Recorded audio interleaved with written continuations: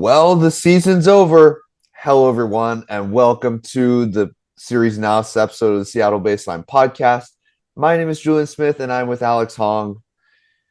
Wow, it's been a week. I think it's been like 5 days since the Mariners lose to the Blue Jays in the ALCS Game Seven, the furthest we've gone. Still hurts. It really hurts. I feel like we were one step to getting to that World Series spot. There are many issues we could break down. Like you could have put in Munoz, you could have gotten more offense. Like there's so much we could break down. But I think it it just sucks. But on the other hand, I see a lot of hope. And so I'm hoping that the Mariners continue to go to the playoffs, and then if they can make the World Series next year, the year after, however long it takes, I'll be here for it. Alex, how do you feel about this one? Yeah, it was definitely a tough series loss, especially because in game seven, we had the lead going into the eighth inning, Seven. right? Top of, or oh, sorry, into the bottom of the seventh. And then Springer obviously hits that home run and then puts them up, right? And that was a heartbreaking home run. And then we were never able to get the lead back after that moment. And yeah, that was a pretty sad way to end the season. I mean, especially because the amount of success the Mariners had this season, even getting to that point, right? It involved us. We got really hot at the end of the year. We had that 15 inning or so. I forgot exactly how many innings it was game Yeah. against the Tigers in ALCS or ALDS game five. And then we were also up 2-0 in this series, right? We had so many chances, it felt like, but the Mariners once again come up short. But I mean, I'm still really like proud of this team for making it that far, right? They had a lot going for them. And it's not like a team like I remember I think the 2021 San Francisco Giants, that team that won 108 games and lost, that was an old team. Like that was a team that you knew it wasn't going to happen again the next year. But this Mm. is a team I definitely can see being successful again next year. Yeah. And I mean, in the start of the season, you're looking at you're basing the team off of the 2024 season, and you're looking at this pitching staff being the absolute gem. This is what's going to lead the Mariners to the postseason and further if they could. I remember when we first started the podcast, and when I first started with Isaac, what he was saying was that we're positioned in a very unique way that we could once we get to the playoffs, we'd have a pretty good chance because of our pitching staff.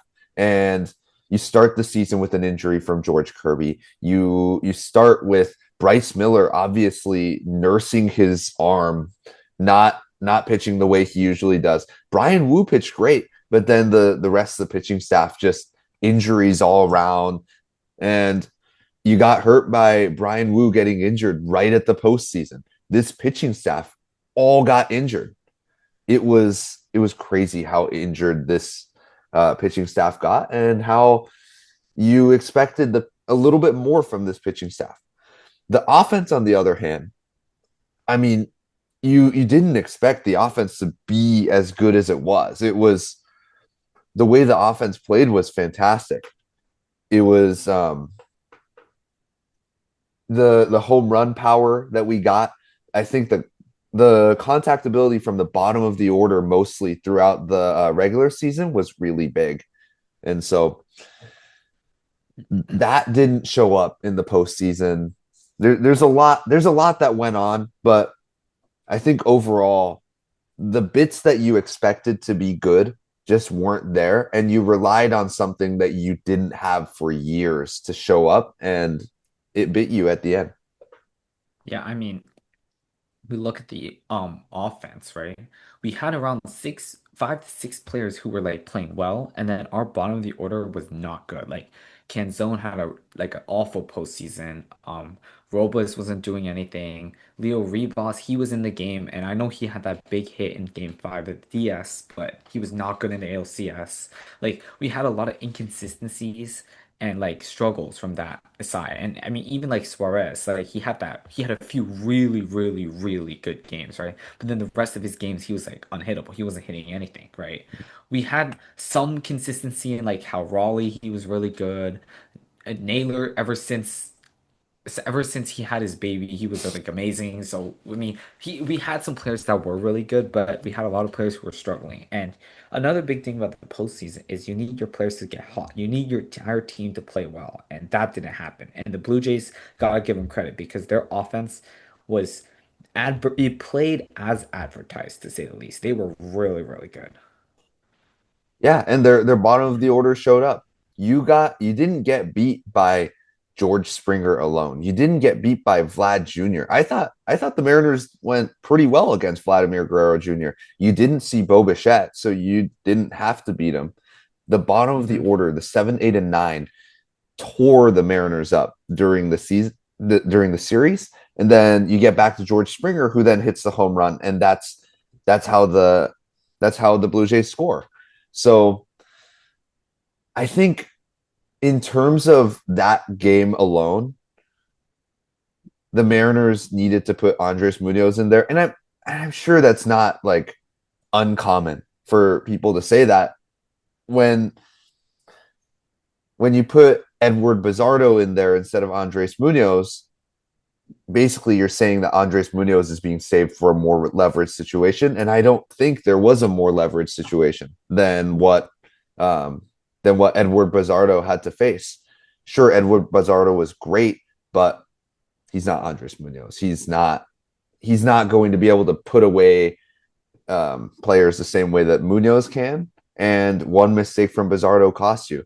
Munoz didn't play for almost half the series. So yeah, I think throughout the postseason, Dan Wilson managed fantastically. The way that he managed, there's a lot of like, there's a lot of pros and cons to the way he managed, where he was pulling starters early and then he was pushing the bullpen to its limit.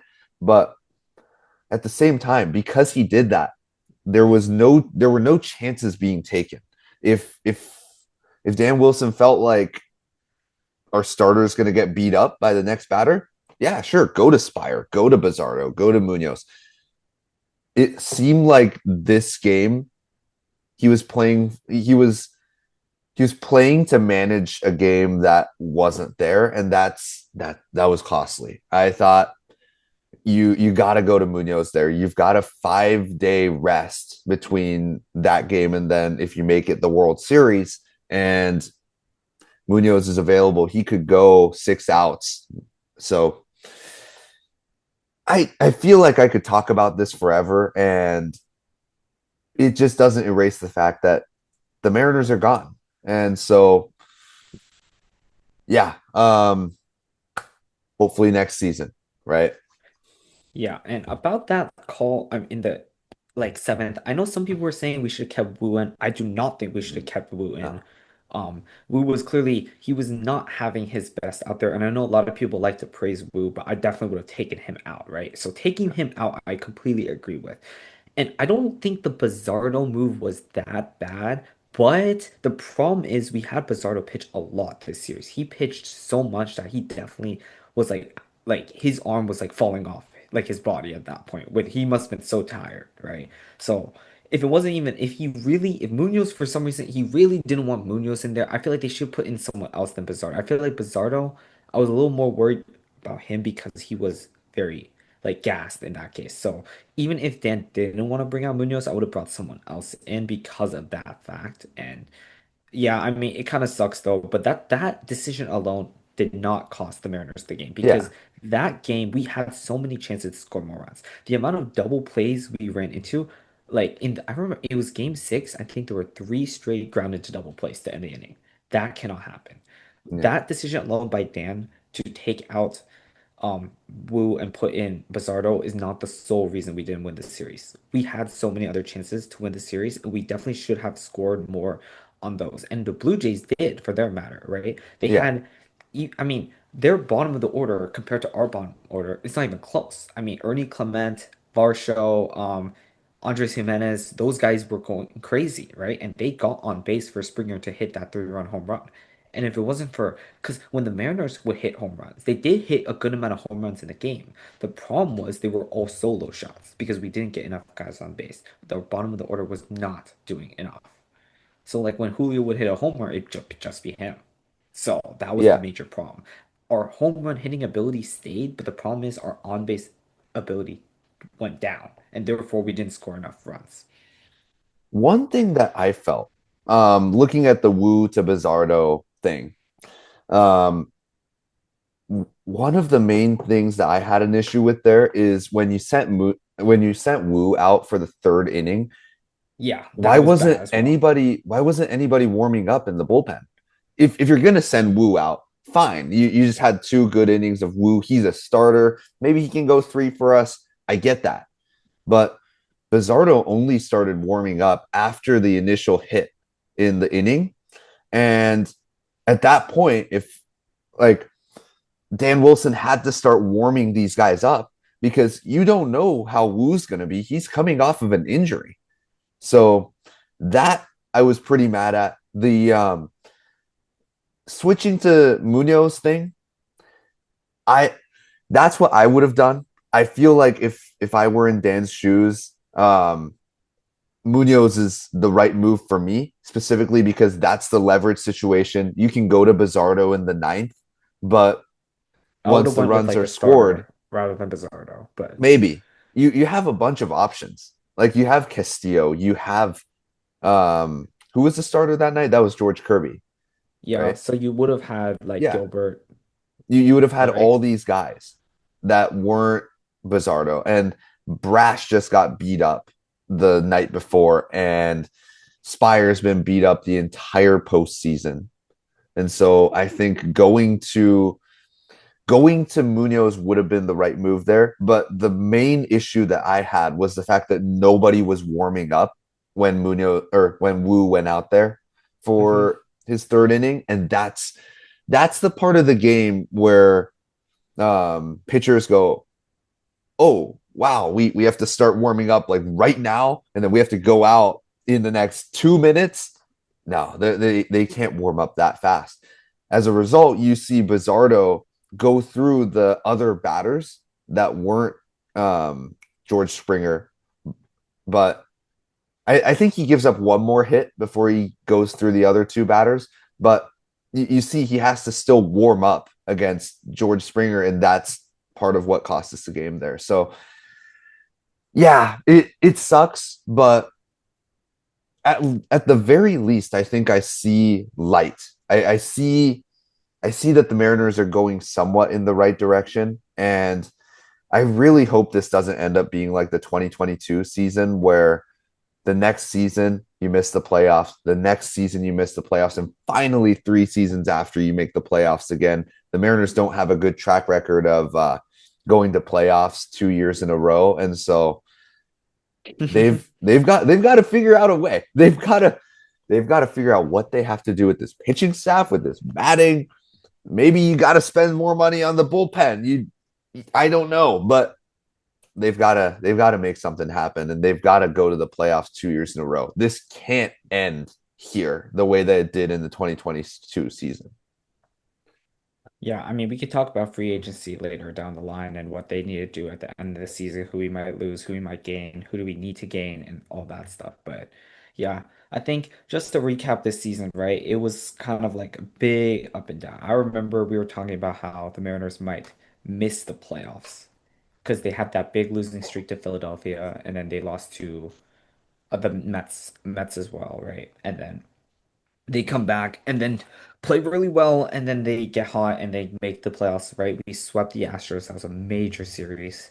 We then we beat the Tigers in the nail biter and then we go to Toronto and play this really close series. But yeah, I mean, Mariners World Series hopes are still they're going to be postponed to another year, I guess. Yeah, And speaking of the World Series now, though they were recording this, the Toronto just beat the Blue Jays, right? I mean, no, Toronto just beat the the Dodgers, right? Dodgers. And it Yeah, really shows how good the Blue Jays offense was, right? And I don't know, our starting pitchers, they really struggled in the Toronto series, but they played really well in the Tiger series. I'm not sure. See, it was hard for me to determine are the Blue Jays offense really that good or the Mariners pitching not that good at all, right? But they just lit up Blake Snell. We'll see what they do the rest of the series to like Yamamoto, Glass now, and all their other guys. But I mean, I wouldn't be too down on the Mariners for losing this series because the Blue Jays are a really good team, right? They were the number one seed, even if it was a weak year in the AL in the American League. They still were the number one seed. They have an amazing, unbelievable offense. So yeah, I'll definitely be watching the World Series and seeing who wins. I don't really have a preference on who wins, but personally, because I mean, it's just whatever. I don't know. I mean, the Yeah. Dodgers win again. There's like the claim about the Dodgers are ruining baseball, and it might Which lead to Dave like a Roberts said that too. He was like, yeah, let's win the World Series and really ruin baseball. Yeah, man, you suck. You suck. Mariners are gonna beat you in next year and the year beyond. So um I want to finish by talking about Cal Raleigh because I think this season doesn't happen without Cal Raleigh. Um, yeah, Excellent catcher, goes 60 home run power. Um, Whether he becomes the MVP or not, I think the big thing with Cal Raleigh, the big important thing about this year, 2025 for Cal Raleigh, is that Aaron Judge was playing at the top of his game, the very top that we've ever seen Aaron Judge play. He was compared to Barry Bonds. He was compared to every Hall of Fame batter ever. And whether Cal Raleigh wins the MVP, I don't know yet. But the significance is that Cal Raleigh is in the conversation for a lot of people who should win the MVP, Judge or Raleigh, with somebody who's been playing like a monster, like one of the best players we've ever seen play. And so that I think is significant for Cal Raleigh. And even if he doesn't win the MVP award, Cal Raleigh's going to take this season and he's going to look back at it. This is the season where Cal Raleigh hit 60 home runs in the regular season, and he challenged the best version of Aaron Judge that we've ever seen. yeah. I mean, props to Cal Raleigh. He had an amazing year. He really took his game to the next level. He's definitely undisputedly right now the best catcher in the MLB by far, not even close. Yeah. Um, Now that the season's over, and well, you guys can probably see my banner over there. Penn State's season is essentially over as well if you watch college football. Yeah. So all my teams are gone except for the Seahawks. Sam Darnold's playing amazing. So, oh, also Jackson Smith and Jigba. That guy. Yeah, he's really I good. hate Ohio State because I'm Penn State, but Jackson Smith and Jigba is pretty good. So maybe we talk NFL. We talk a little bit of NFL down the line. I know you watch a ton of UW football, Alex. So maybe we talk about that. We might talk about the Ohio State Penn State game that's coming up next week, and we're gonna definitely be talking about the trade rumors and free agency signings. Yeah.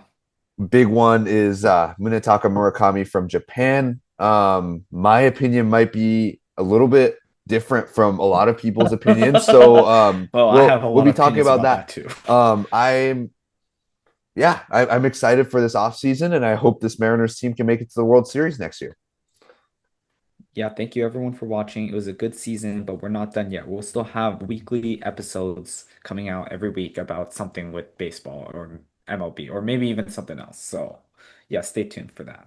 Absolutely, absolutely. And once the Supersonics come back, we'll be talking some basketball as well. Oh, So hopefully yeah, they'll come back. I'm not sure when that'll happen. I've heard they're coming back in a year or so. But Oh, I've yeah, heard that for a while. that Seattle's getting exciting. Seattle sports is full swing, and then next year, hopefully Penn State. Holy cow, that's it's been a bad season for Penn State. But thank you everyone for tuning in. It's been a fun ride. Check us out on Spotify, Apple Podcasts, and our beautiful faces on YouTube. Check out our Instagram, and as always, go Mariners. Go Mariners.